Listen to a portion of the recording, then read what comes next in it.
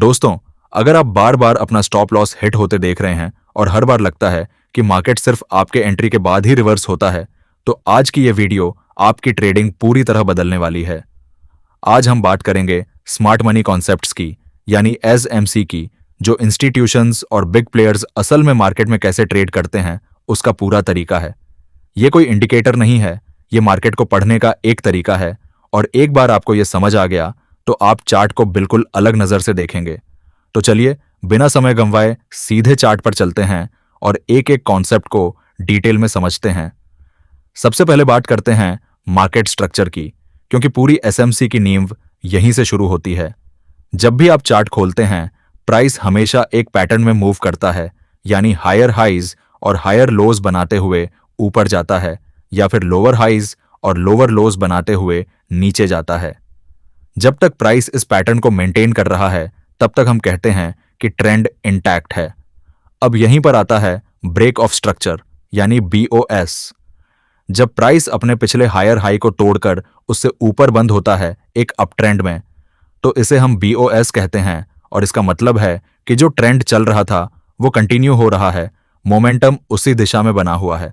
यानी बीओएस हमें बताता है कि स्मार्ट मनी अभी भी उसी डायरेक्शन में इंटरेस्ट ले रही है जिस डायरेक्शन में ट्रेंड ऑलरेडी मूव कर रहा था। लेकिन असली गेम शुरू होता है जब हमें चेंज ऑफ कैरेक्टर दिखता है, यानी CHOCH।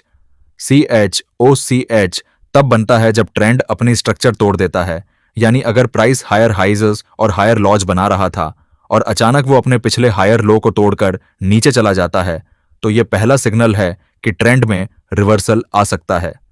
CHOCH को आप एक वार्निंग साइन समझिए। ये बताता है कि जो इंस्टीट्यूशनल प्लेयर्स पहले बाइंग कर रहे थे, अब वो अपना इंटरेस्ट शिफ्ट कर रहे हैं सेलिंग की तरफ, या इसका उल्टा भी हो सकता है। तो जब भी आप चार्ट पर CHOCH देखें, आपका दिमाग तुरंत अलर्ट हो जाना चाहिए कि अब कुछ नया सेटअप बनने वाला है। अब बात करते हैं लिक्विडिटी की, और यह कंसेप्ट पूरी एसएमसी स्ट्रैटेजी की जान है। मार्केट में हर सपोर्ट और रेजिस्टेंस के आसपास, या हर स्विंग हाई और स्विंग लो के आसपास, बहुत सारे रिटेल ट्रेडर्स अपने स्टॉप लॉस और पेंडिंग ऑर्डर्स लगाकर बैठे होते हैं।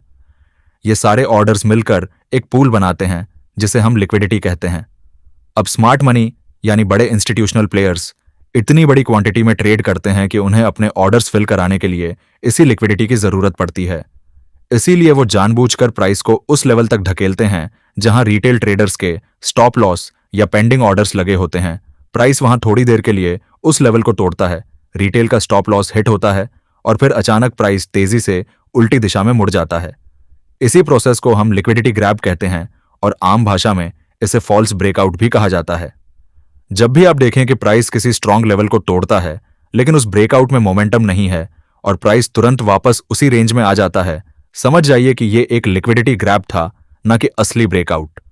अब चलते हैं ऑर्डर ब्लॉक्स की तरफ, यानी सप्लाई और डिमांड जोन्स। ये वो स्पेसिफिक एरियाज होते हैं चार्ट पर जहां से स्मार्ट मनी ने अपनी बड़ी बाइंग या सेलिंग शुरू की होती है। जब आप देखते हैं कि किसी पर्टिकुलर कैंडल या कैंडल्स के ग्रुप के बाद प्राइस बहुत तेजी से एक डायरेक्शन में मूव करता है, तो वो ओरिजिन एरिया, यानी वो शुरुआती जोन, एक ऑर्डर ब्लॉक कहलाता है। अगर प्राइस वहां से ऊपर की तरफ तेजी से भागा है, तो वो एक डिमांड जोन है, यानी वहां बाइंग प्रेशर बहुत ज्यादा था। और अगर प्राइस वहां से नीचे की तरफ तेजी से गिरा है, तो वो एक सप्लाई जोन है, यानी वहां सेलिंग प्रेशर हावी था। ये जोन्स इसलिए इंपॉर्टेंट हैं क्योंकि जब भी प्राइस वापस उसी एरिया में आता है, वहां फिर से स्मार्ट मनी के ऑर्डर्स एक्टिव हो सकते हैं। इसलिए ये जोन्स हाई प्रोबेबिलिटी एरियाज बन जाते हैं ट्रेड करने के लिए। अब आता है सबसे powerful concept, fair value gap, यानी FVG। जब मार्केट में कोई बहुत स्ट्रांग मूव आता है एक तरफा, तो कई बार प्राइस इतनी तेजी से मूव करता है कि वो एक इम्बैलेंस छोड़ जाता है चार्ट पर। इसे आप 3 कैंडल्स के पैटर्न से पहचान सकते हैं, जहां पहली कैंडल की हाई और तीसरी कैंडल की लो के बीच एक गैप सा एरिया बन जाता है, जिसे कोई भी कैंडल पूरी तरह से कवर नहीं करती।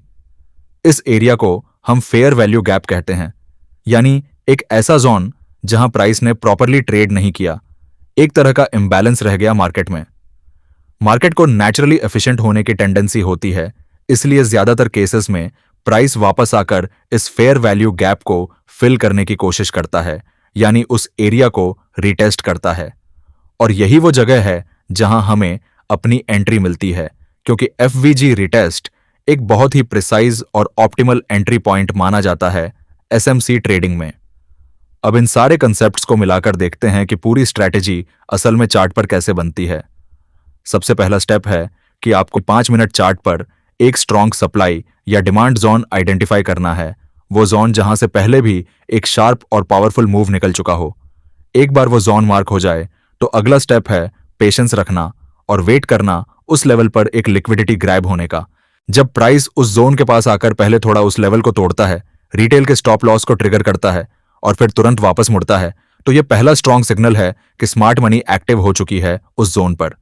इसके बाद तीसरा स्टेप आता है चेंज ऑफ कैरेक्टर यानी CHOCH को कंफर्म करना।